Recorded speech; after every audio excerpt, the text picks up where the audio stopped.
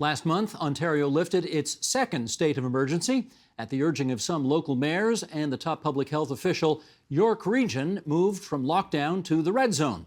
Conversely, public health in neighboring Peel Region and Toronto asked that their areas remain in lockdown for 2 weeks longer than that. With rising concern about variants and a third wave, how are things going in York so far? Well, let's find out. In Markham, Ontario, from Dr. Karim Kurji, who is the Medical Officer of Health for the Regional Municipality of York. And Dr. Kurji, it's good of you to join us tonight. How are you doing so far? Oh, very well. Thank you. Thank you, Steve, for having me on. Not at all. So, I'm going to just put some background information up first, and then we'll get into the interview. Sheldon, if you would, let's bring this graphic up because we want to talk about this region of the province of Ontario just north of the 416. There are about 1.2 million people living in 9 cities and towns across York Region.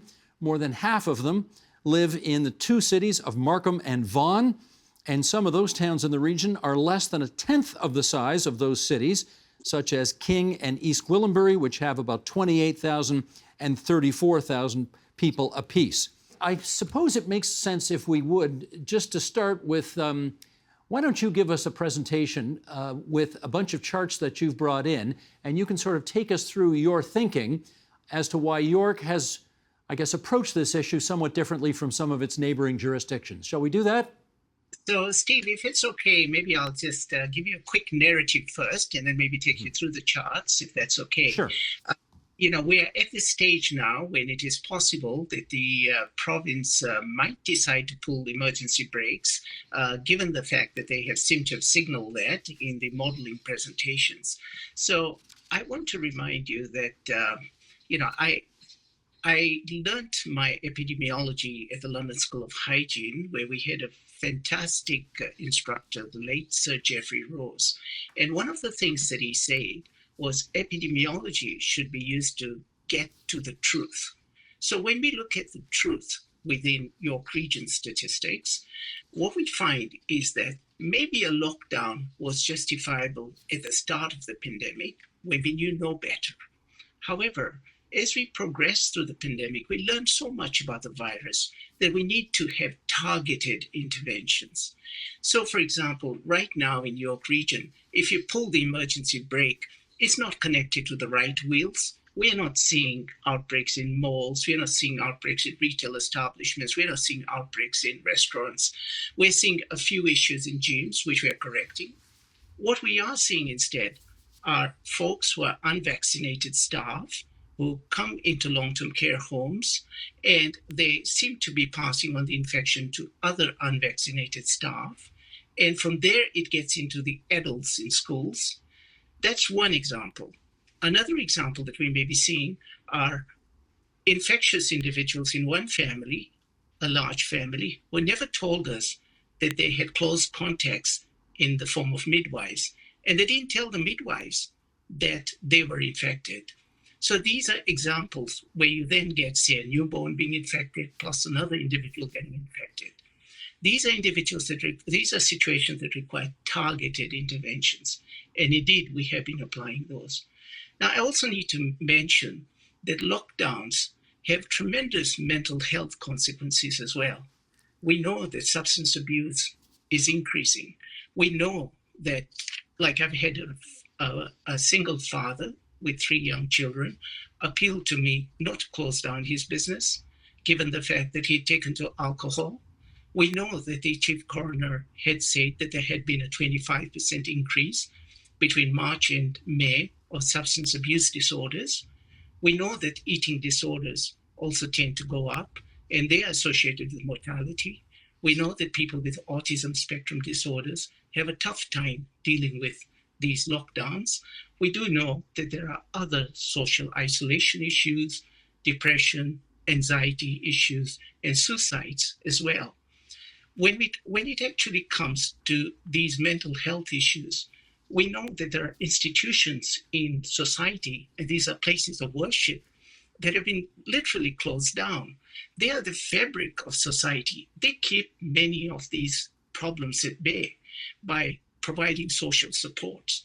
We mustn't lose sight of all these issues. We have to look at the community as a whole. Okay, why don't you, if you would at this point, Doctor, take us through your chart. Sure.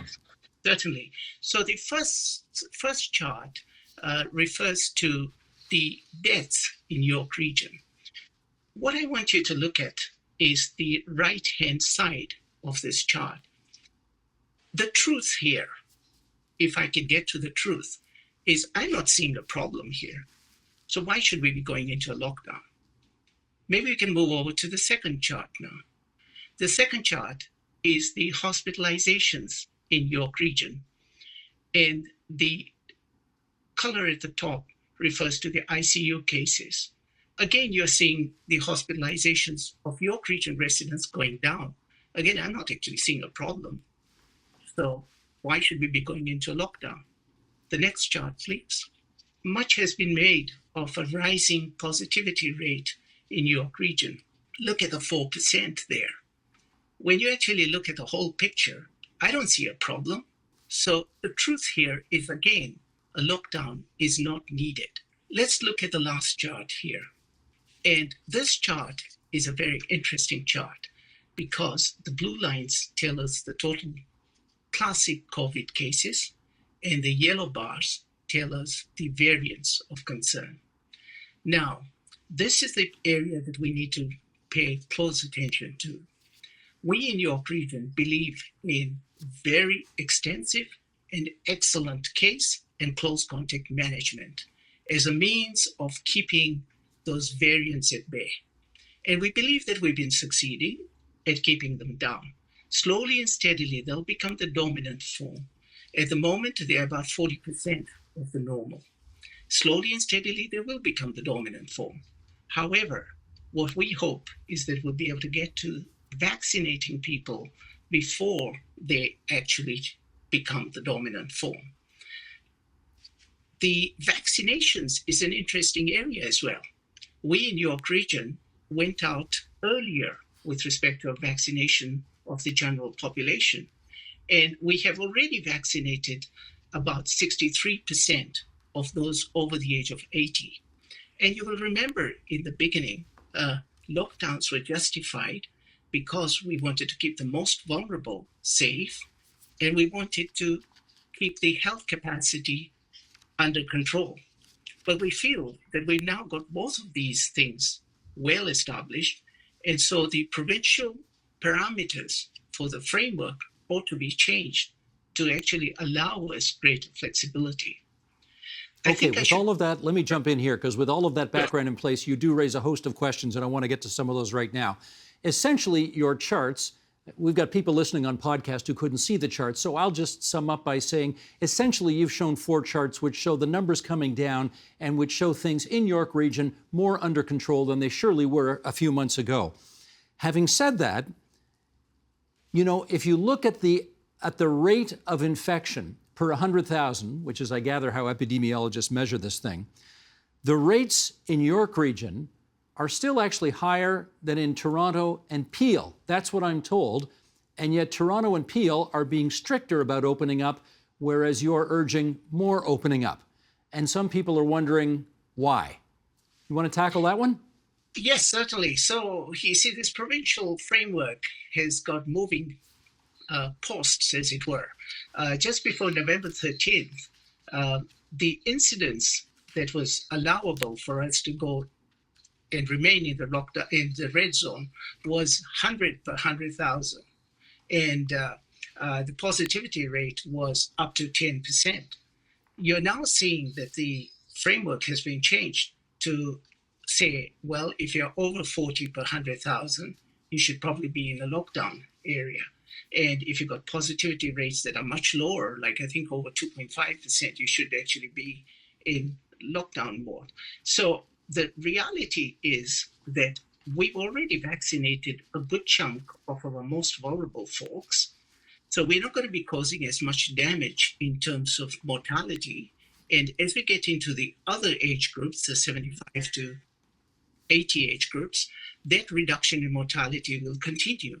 We know that we've already vaccinated the long-term care homes, retirement homes, congregate living places, and just getting into the home care clients. So I think the parameters have to be changed.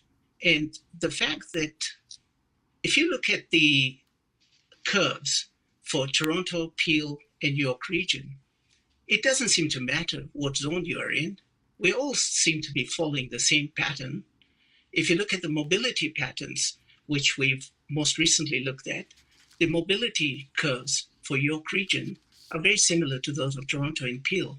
Well, let me jump in on that if I can, because you know, the Premier has often admonished people, if you're living in Toronto or Peel, you're locked down. We don't want you to be driving over to Durham or over to York to get your hair cut or go to a restaurant just because they're allowed to be open. How much of that mobility, in your view, is happening? Well, I imagine that human behavior, what it is, and people are tired of all these restrictions, that you're not going to get the same degree of compliance. The same thing happens when you're treating an individual patient, you give them medications, you don't get the same degree of compliance. So what we have done in York region is to ensure that our businesses keep everybody safe. So we have had physical distancing rules, all the other rules that, you know, are supposed to keep them safe. They were implemented as a Section 22 order initially, and then when the province caught up with respect to those restrictions, we took away the Section 22 order. And we have tremendous enforcement that is carrying on. We have a COVID-19 enforcement task force that just in the last week has inspected some 2,500 premises, has given some 500 educational encounters and some 50 charges. From November 22nd onwards, they've inspected something like 25,000 premises. So we're making sure that our businesses remain in compliance. Okay, how about this angle? York region, I guess, unlike the city of Toronto, is very diverse in terms of what it offers for population density, right? Toronto's pretty dense in population. York region has some cities that have dense population, but some ex-urban and rural areas where it's much more sparsely populated. How do you come up with an approach to tackling COVID-19 in such a disparate area? You're quite right in saying that York region is a very diverse community. In fact, it is 3 times the size of Toronto, and with a population of 1.2 million, it is bigger than 5 provinces in Canada. However, at the onset, our chairman of regional council, Wayne Emerson, had called a meeting of all the mayors and myself, and we had debated this issue as to whether we were going to be splitting up York region into targeted areas or whether we were going to be going as a whole. And the consensus was that we were going to be moving together from one zone to another. And that actually helps us in public health because we honestly don't have the resources to be able to have different messages for one area and a different message for another area. And there was concern that people would in any case move from one area to another area. So you're quite right. You know, the incidences do tend to vary. Places like Vaughan, Markham, and Richmond Hill tend to have the bulk of the cases. But occasionally, when we look at the incidence rates, we actually find that there isn't that much of a difference. And sometimes the northern municipalities are suffering just as badly. Dr. Kurji, let me ask you this. You know, there are some people in the 416 who think that the capital city ought to open up a lot more. For example, Roman Baber, who's a member of the Ontario legislature, who got kicked out of the Ontario PC caucus, the governing caucus, because he shared some of the same views you did, in as much as he's worried about mental health issues and he's worried about the effects of locking down too much for too long. You've become a bit of a champion, I gather, for that group. How do you feel about that? Well, I think I would differ from the MPP in certain ways. I believe that we as a society have to move together and we have to respect the rule of law. There are decisions that are made that I don't necessarily agree with, but then I have to respect that. I think we can put forward our discussions, but the society that we live in has to dissect these points of views and come up with recommendations. And ultimately, it would have to be the Premier. And I believe the Premier kind of refers to the local MOH and the Chief Medical Officer of Health's discussions. So we have a process in place. So I would differ from the MPP in that I would rather be law-abiding. There are people who think that you ought to have your eye strictly on the public health ball, and they worry that your eye is also on the economic ball, that you're equally as concerned about the state of the economy in York region as opposed to just public health. If that's a charge, how do you plead guilty to? How do you plead to that charge? I make no apology for that at all, because the specialty that we are in used to be called social medicine, and then it translated into community medicine and is now called public health here. In the UK, it's called public health medicine. And if you go back to the roots, we in this particular field have been the champions of health in terms of all the determinants that contribute to health.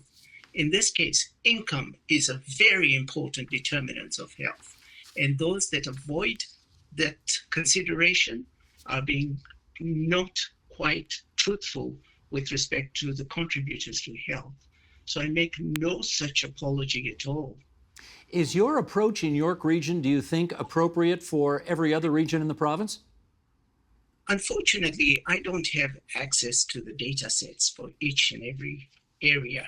And the way we practice public health in Ontario is we leave it to the local medical officer of health to be making the best decisions. But I mean, I've taken you through some of the decision-making processes that we have used, and we use data as the guiding principle. Yes, the variants of concern are of concern, but we don't think that there will be any explosive growth. And even if there is, we don't think that the emergency brake is going to be stopping that. Our best bet is to go through the vaccinations as fast as possible, get to the variants of concerns, which are mainly being transmitted amongst the younger people, ages 40 to 55 and even younger. And we've got to get to vaccinating them as fast as possible. And I think the province has got this right. First, attack those individuals who are most likely to die, and then get into those that are likely to be transmitting disease. Okay, just let's finish up on this then. When, it's been a frequent situation that Dr. Staney Brown, for example, and other public health officials, they have briefings for the Premier, they have briefings for the members of the public, they're televised, and frequently they bring out charts which are not like yours at all. Your charts go down like this. Their charts go like this, as in if we don't do what Staney Brown and company say, our rates are going to go up to the heavens. When you see those prognostications, what goes through your mind? Again, I bring you back to what Sir Geoffrey Rose had said. Epidemiology is a means of getting to the truth. Modeling, in my mind, is really a tool. And it's something that tells us what might happen if we didn't bring in the right interventions. In York Region, we have excellent case and contact follow-up. That's a huge intervention, specific targeted interventions, and we keep on thinking of new specifically targeted interventions so that we don't actually end up with those sorts of projections. However, I would not wish to dictate how I manage an epidemic with just models. Models are just one tool that are available. Gotcha. Dr. Karim Kurji from York Region, it's awfully good of you to spend so much time with us here on TVO tonight. Thanks very much. Thanks for having me, Steve. Take care. The Agenda with Steve Paikin is brought to you by the Chartered Professional Accountants of Ontario. CPA Ontario is a regulator, an educator, a thought leader, and an advocate. We protect the public. We advance our profession. We guide our CPAs. We are CPA Ontario. And by viewers like you. Thank you.